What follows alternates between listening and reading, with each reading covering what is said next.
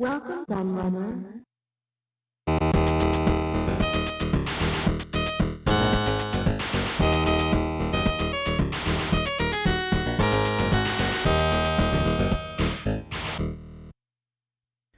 Hello everybody, Q&A the Laird here, and today I've got a book review for you, and I haven't actually done a book review for a while, but this is actually one that I meant to do ages ago. I just keep forgetting to do it for some reason, and then I found the book in my drawer today, and it triggered my memory that I was supposed to do it, and I had some free time for once, which is unusual these days. So I sat down to do loads of videos, including this one, and as you can see, it is Once Upon Atari by Howard Scott Warshaw, and I'm sure that a lot of you are probably surprised that I hadn't done this video already, especially since I was posting on social media about having this book way back in the summer, because I got it to read on holiday, because I always love to read a book when I'm on the beach on holiday. So yeah, sorry, I was just trying to play with the zoom there, because so sudden jump shot.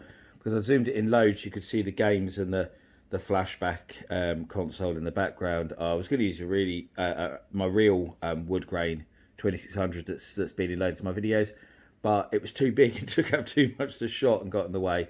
So I thought it'd be cooler to just use a little flashback there, because the flashback does actually have Yar's Revenge on it as well, so it is linked. Doesn't obviously have the other two games because they were licensed.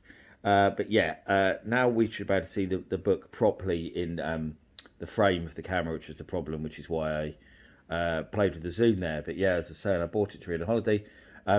Read it really quickly because the book is so good. I can't think of many books I've read as quickly as this one. Probably the only one that springs to mind actually was Sean McClure's book, Video Game Development in the Rock and Roll Years. I'll link that in the top right hand corner if people aren't aware of it, because I bought that to read on holiday as well and whizzed through it, reading it on the beach because it was so good. And it was a similar thing with this one, as I say. And actually, a funny thing is that a photo I took, I'll stick it on the screen now, of me reading this book on the beach in the Canary Islands and drinking a lovely bottle of local wine. Howard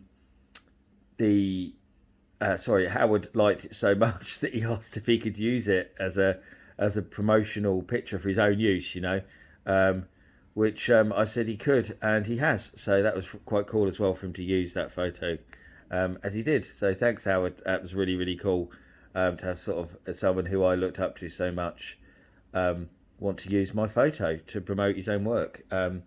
Yeah, made me feel very grateful, very humble.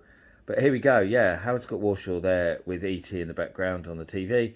Once Upon Atari, how I made a history by killing an industry.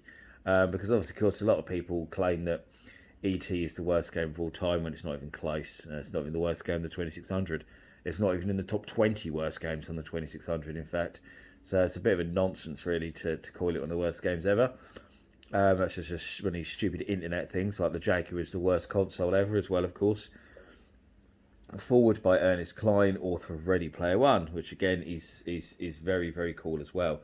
Now, before I kind of go through the book, this is a kind of this is an autobiography, obviously. So this isn't like a coffee table book with loads of pictures.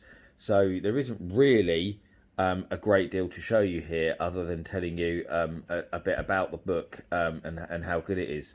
On the back there, there's lots of people who also say how good it is, such as Atari co-founder Nolan Bushnell, Mike Meeker, who's a game developer, develops stuff for Atari systems, Seamus Blackley, obviously father of the Xbox. So yeah, so some quite famous people there giving their recommendations too. Certainly a lot more famous and prominent than me. So yeah, the book. One thing I want to explain actually about it is the way it's written. Got a little cartoon of him there, because although it's split into chapters, as you can see, like any good book is there, it jumps back and forth through the timeline of events. So from when he, obviously got started in the industry and got hired by Atari, to the present day, where they did the Xbox did the documentary where they went back to the landfill site in New Mexico and dug it up. And he's obviously the unbelievable emotions that Howard showed in that film. If you haven't seen that film, you really do need to watch it, because it was so good. And Howard's emotions in that film actually made me emotional, because you could really feel how much it mentioned that it had been kind of indicated that it wasn't just a whole landfill of ET cartridges. They did find some ET cartridges, but it wasn't even the most found game in the landfill, not by a long shot. So yeah, quite ridiculous, really. So there's some photos in the bit there at the beginning. Present day and back then. There is some photos in the book, but you'll see as I flick through it like this that most of it is text. There is some odd things that obviously that's from ET. That's a cool bookmark that I always use with all my books. I just shoved it in the middle because I didn't want to lose it. There's a picture of him there testing. There is some photos in here from his Atari years, again there. But it is obviously mostly about the story.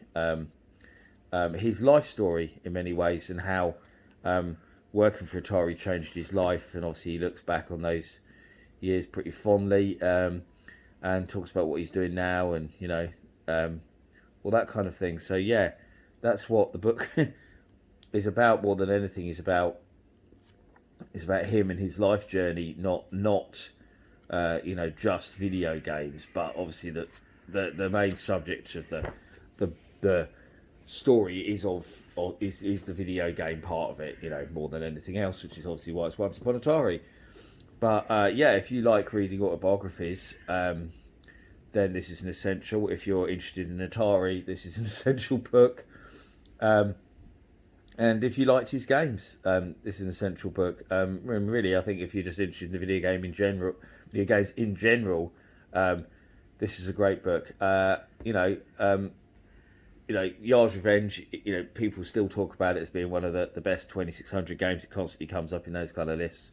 I have to admit, I was never a huge fan of Yar's Revenge, but my younger brother absolutely loved it and played it all the time. He really liked it. Raiders of the Lost Ark, not really my kind of game, I have to be honest, but it for what it did was actually bloody amazing for the time. It was easily the most advanced 2600 game when it came out in ET, which I did also have when I was younger. And the funny thing was that I had ET when I had my 2600 back in the day, and obviously never knew about all this hate that's appeared for it in more recent years. No one talked, although you've got ET, that's the worst game ever. It was more, oh wow, you've got ET, that's pretty cool. You've got an ET game for your Atari. That's really cool. I loved ET, great film. But actually playing the game, I thought the game was great. I enjoyed it. Really liked the fact you started off, with the title screen and the music and all of that. Really authentic, and the game, had its annoying moments of falling in the pits, but all games had annoying moments, and I enjoyed it for what it was. So there we go. And I really enjoyed this book, even more so than playing the game. So there you go. Can't recommend it enough. If you haven't already got it, go and buy it now. So that's been my review of Once Upon Atari. I thank you for watching, and I'll see you again for another video very soon. Bye bye.